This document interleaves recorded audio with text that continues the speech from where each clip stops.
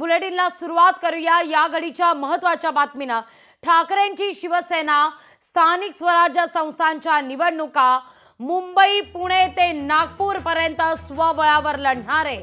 खासदार संजय राऊत यांनी या संदर्भात मोठी घोषणा केलेली आहे। स्वतः उद्धव ठाकरे यांनी आपणास त्या संदर्भातले संकेत दिले असल्याचं देखील या ठिकाणी संजय राऊत म्हणतायत। नागपूर पासून मुंबई पर्यंत सर्व पालिका निवडणुका आपण स्वबळावर लढणार असल्याचं राऊतांचं म्हणणं आहे। ऐकूया आपण राऊत नेमकं काय म्हणाले। मुंबईसह नागपूर पर्यंत मी सांगतो आम्ही स्वबळावर लढू, काय होईल ते होईल। एकदा आम्हाला आजमावायचं। कार्यकर्त्यांना संधी कधी मिळेल? आघाडीमध्ये मग लोकसभा विधानसभेमध्ये कार्यकर्त्यांना लढण्याची संधी मिळत नाही आणि त्याचा फटका पक्षाच्या वाढीला बसतो। महानगरपालिका, जिल्हा परिषद आणि नगरपंचायतीमध्ये स्वबळावर लढून आपापले पक्ष मजबूत करावे।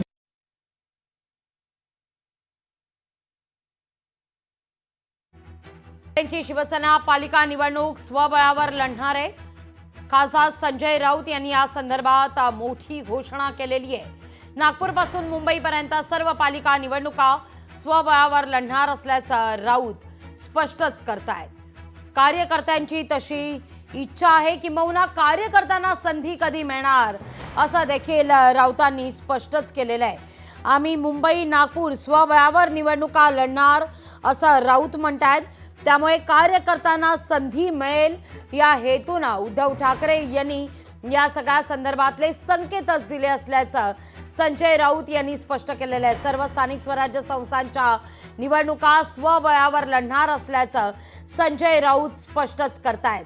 त्यामुळे मविया ही स्थानिक स्वराज्य संस्थांमध्ये मात्र एकत्रित पाहायला मिळणार नाही हे जवळपास आता स्पष्टच झालेलं आहे। खरं तर या सगळ्याला पार्श्वभूमी दिल्लीच्या विधानसभा निवडणुकीची आहे असं म्हटलं तर काही वावगं ठरणार नाहीये। कारण दिल्लीत विधानसभा निवडणुका या जाहीर होताच या ठिकाणी ठाकरेंच्या शिवसेनेनं आपला पाठिंबा दिल्यानंतर काँग्रेस आणि ठाकरेंच्या शिवसेनेमध्ये वितुष्ट निर्माण झाल्याची चर्चा होत होती। काल जर आपण पाहिलं तर विजय वडेट्टीवार यांनी जर विधानसभा निवडणुकीत संजय राऊत आणि नाना पटोले यांनी जागा वाटपासंदर्भात इतकी चर्चा केली नसती, ताणलं नसतं, वेळ वाया घालवला नसता, तर मात्र प्रचाराला अधिक वेळ मिळाला असता असं म्हटलेलं होतं। त्यानंतर मविया ठिणगी पडत असल्याची बातमी जोर धरू लागलेली होती। या सगळ्या घडामोडी एकीकडे घडत असताना दुसरीकडे आता ठाकरेंच्या शिवसेनेनं स्थानिक स्वराज्य संस्थांच्या निवडणुकीकरता स्वबळाचा नारा दिलेला आहे। पाहूया संजय राऊत नेमकं काय म्हणालेत, ऐकूया पुन्हा एकदा।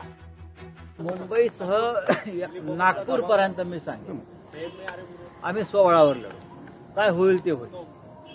एकदा आम्हाला आजमावायचं। कार्यकर्त्यांना संधी कधी मिळेल? आघाडीमध्ये मग लोकसभा विधानसभेमध्ये कार्यकर्त्यांना लढण्याची संधी मिळत नाही आणि त्याचा फटका पक्षाच्या वाढीला बसतो। महानगरपालिका, जिल्हा परिषद आणि नगरपंचायतीमध्ये स्वबळावर लढून आपापले पक्ष मजबूत करावे।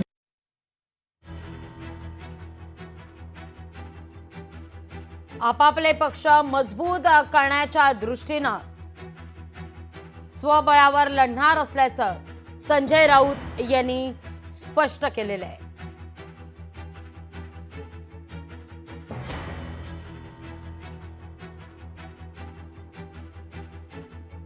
या घडीची ही महत्त्वाची बातमी आपण पाहतोय। ठाकरेंची शिवसेना पालिका निवडणुका ही स्वबळावर लढणार आहे। खासदार संजय राऊत यांनी या सगळ्या संदर्भात महत्त्वाची घोषणा केली आहे। मुंबईसह नागपूर पर्यंत सर्व पालिका आम्ही स्वबळावर लढणार असं ठाकरे म्हणतायत। या सगळ्या विषयी बोलण्याकरता सुषमा अंधारे आपल्यासोबत जोडल्या गेलेल्या आहेत। ठाकरेंच्या शिवसेनेच्या उपनेत्या सुषमाताई, नमस्कार, स्वागत आहे तुमचं लोकशाही मराठीमध्ये। काय पहिली प्रतिक्रिया आहे? आता कार्यकर्त्यांना खरं तर बळ देणं नितांत गरजेचं आहे असं राऊत म्हणतायत आणि स्थानिक स्वराज्य संस्थांच्या निवडणुका स्वबळावर लढणार आहे असा देखील सूर उमटतोय असं राऊतांनी स्पष्टच केलंय। एक लक्षात घ्या, ते सूर उमटणं वेगळं राऊत साहेबांनी हे वाक्य अधिकृतपणे उच्चारलं आहे. हो, मी तुम्हाला बाईट ऐकवते. संजय राऊत Please, नेमकं please. काय म्हणालेत ऐकूया आपण. प्लीज हं. प्लीज. मुंबईसह नागपूर पर्यंत मी सांगेन आम्ही स्वबळावर लढू. काय होईल ते होईल. एकदा आम्हाला आजमावायचं आहे. कार्यकर्त्यांना संधी कधी मिळेल? आघाडीमध्ये मग लोकसभा विधानसभेमध्ये कार्यकर्त्यांना लढण्याची संधी मिळत नाही आणि त्याचा फटका पक्षाच्या वाढीला बसतो. महानगरपालिका, जिल्हा परिषद आणि नगरपंचायतीमध्ये स्वबळावर लढून आपापले पक्ष मजबूत करा. सुषमाताई.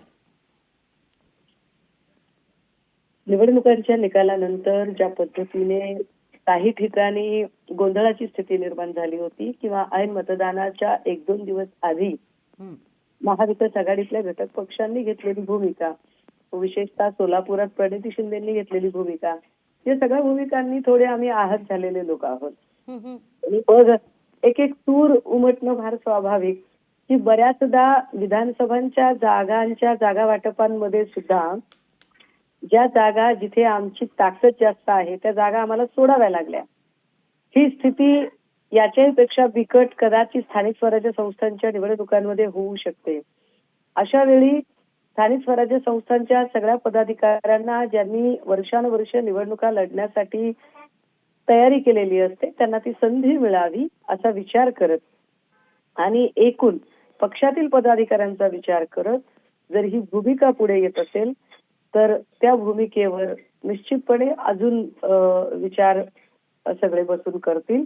मला याच्यातली अजून कालची काय डेव्हलपमेंट आहे ती नक्की माहित नाही, त्यामुळे मला अतिशय ठामपणे बोलता येणं जरा कठीण आहे. अगदी अगदी. सुषमाताई, धन्यवाद आमच्याशी संवाद साधला त्याबद्दल. या सगळ्याविषयी बोलण्याकरता प्रशांत जगताप राष्ट्रवादीचे आपल्यासोबत जोडले गेलेले आहेत. प्रशांतजी, काय पहिली प्रतिक्रिया आहे या सगळ्या मुद्द्यावर? आता ठाकरेंची शिवसेना स्वबळाची भाषा करतेय. याच्यामध्ये संजय राऊत साहेब हे ज्येष्ठ नेते आहेत, त्यांना या संदर्भामध्ये त्यांचं मत मांडण्याचा अधिकार आहे. शेवटी पक्ष म्हणून त्यांनी एकदा निर्णय जाहीर केल्यानंतर आमचाही पक्ष या संदर्भामध्ये योग्य ती भूमिका घेईल. याच्यामध्ये कुठेही कुठल्याही पक्षाला दाबण्याचा किंवा कुठल्याही पक्षाला कॉर्नर करण्याचा प्रयत्न महाविकास आघाडीमध्ये कुठल्याच पक्षाने केला नाही.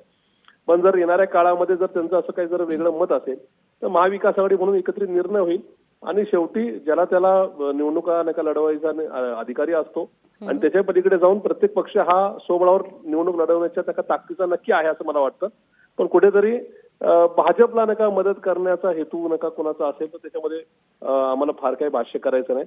पण याच्यामध्ये आताचा सत्ताधारी पक्ष हा बेलगाम होणार नाही याची काळजी घेण्याचं काम महाविकास आघाडी म्हणून आम्ही कालही केलं होतं, आजही करतो आणि उद्या सुद्धा करू. अर्थात निर्णय हा महाविकास आघाडीचे प्रमुख म्हणून आदरणीय पवार साहेब घेतील. मान्य संजय राऊत साहेबांनी सांगितलेलं बोललेलं जे काही वाक्य आहे किंवा जे दिलेलं स्टेटमेंट आहे ते त्यांच्या पक्षाचा अधिकृत आहे का नाही हे येणाऱ्या 1-2 दिवसात नक्की स्पष्ट होईल आणि त्याच्यानंतर आमचाही पक्ष योग्य ते निर्णय नक्की घेईल. अगदी धन्यवाद प्रशांतजी, आमच्याशी संवाद साधला त्याबद्दल. या सगळ्या प्रश्नावर काही वेळापूर्वी माझ्या सहकारी नीलम यांनी अतुल लोंढे, काँग्रेसचे अतुल लोंढे यांच्याशी संवाद साधलेला होता. ऐकूया आपण पुन्हा एकदा काय त्यांचं म्हणणं आहे या मुद्द्यावर.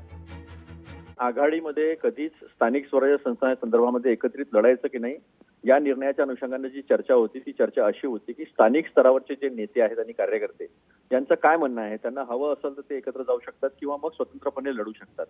मागच्या 10 वर्षामध्ये अनेक वेळा किंवा महाविकास आघाडी 19 नंतर अस्तित्वात आल्यानंतर झाल्या काही निवडणुका, त्या निवडणुकामध्ये आम्ही स्वतंत्रपणे गेलेलो आहोत. त्यामुळे हा काही नवीन निर्णय आहे किंवा खूप मोठी घोषणा झालेली आहे किंवा काहीतरी नवीनच सांगितलेलं आहे असं काही नाही आहे.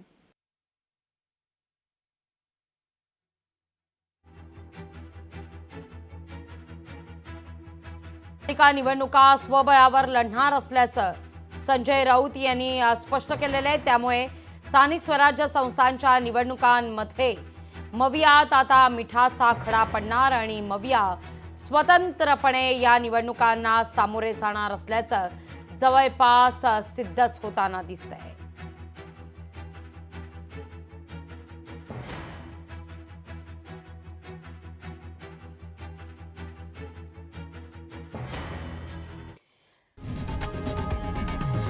लोकशाही मराठी ऐका, पहा, जागरूक रहा.